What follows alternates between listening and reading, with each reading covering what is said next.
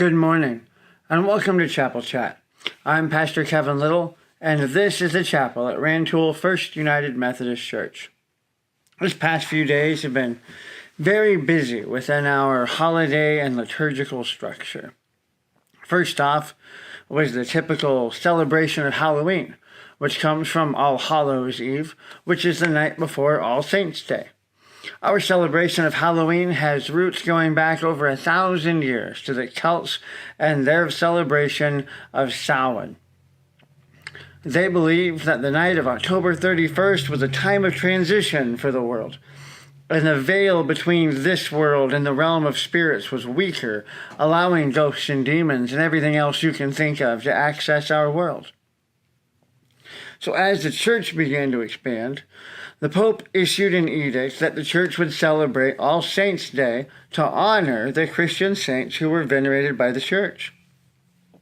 Becoming a saint is a very complicated process, requiring confirmed miracles during life, being dead, and miracles after death too.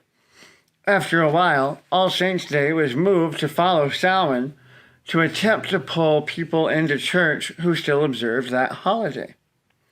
So All Saints' Day then was originally known as All Hallow Mass, and the night before became known as All Hallows Eve. Eventually, we got lazy with our grammar, and it just changed to Halloween. As if that wasn't enough to pack into a couple of days there, it was also Reformation Day, which is the day that Martin Luther, a Catholic priest, walked up to a church with a piece of paper and a nail and hammered his 95 Theses into the door. Now, this wasn't an uncommon practice. It was a way of getting information out into the public, and it worked really well. He challenged the existing theology of the Catholic Church, and eventually his ideas caught on, and the Reformation was born. This would be the second time that the church had split since it was formed in the book of Acts. Now, the Reformation brought a lot of great theology out into the world and generally moved things in a positive direction. But while a better understanding of the grace of God and salvation through faith alone are good things, it also brought a host of negatives. Literal wars were fought over this split. People killed each other.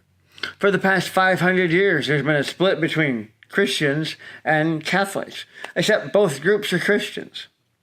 Remember when JFK was elected and it was a big deal because he was Catholic, and that meant that the Pope was going to be running America? It was a real concern.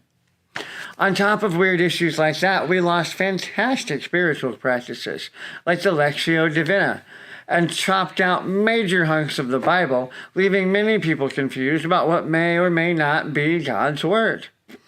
Even worse is the split that happened during the Reformation has never really stopped. The church keeps fracturing. Most of you watching this are part of my churches, which for those of you who might not know, are United Methodist. Now, our roots aren't in the Reformation at all. We don't descend from a Lutheran or Reformed tradition. We grew from the Anglican Church. And if it wasn't for the Revolutionary War, we'd probably still be part of the Anglican Church.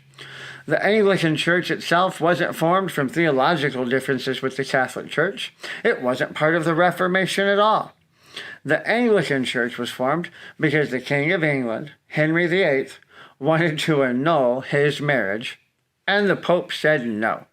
So Henry got together with his people and made himself a new Pope of his own entire church, and boom, the Anglican Church was formed. A couple hundred years later, John Wesley starts teaching about personal holiness in the Anglican Church. People bring that to America, and here we are, Methodists. Now, a whole can of worms was opened with the Reformation that hasn't been able to be sealed back up. From that point in history on, if you have a different idea from someone else, there's no reason to stick together. Just go start a new church. And it keeps happening over and over again. Don't like the music? Start a new church. Don't like certain people? Start a new church. Don't like baptizing babies? Start a new church. Don't like people not baptizing babies? Start a new church. At some point, you'd think we'd start coming back together. But that hasn't happening. We're continuing to spread out. And that's a shame, because we lose things in the process. Take All Saints' Day, for example. It's a very Catholic thing. Protestant traditions don't have saints the same way that the Catholics do, and so Protestant churches tossed it out the window with so many other things. But over the last 50 years or so, it started coming back into our collective need to think about the people that have gone on before us and inspired us to be the Christians we are. So we've started to recover this really cool spiritual connection that we'd kind of lost. When we talk about church traditions, this is the kind of stuff we should be talking about. What are the spiritual things that connect us to God that we need to preserve?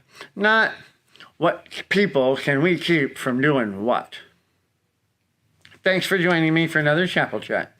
I'll see you again next time. Have a great week.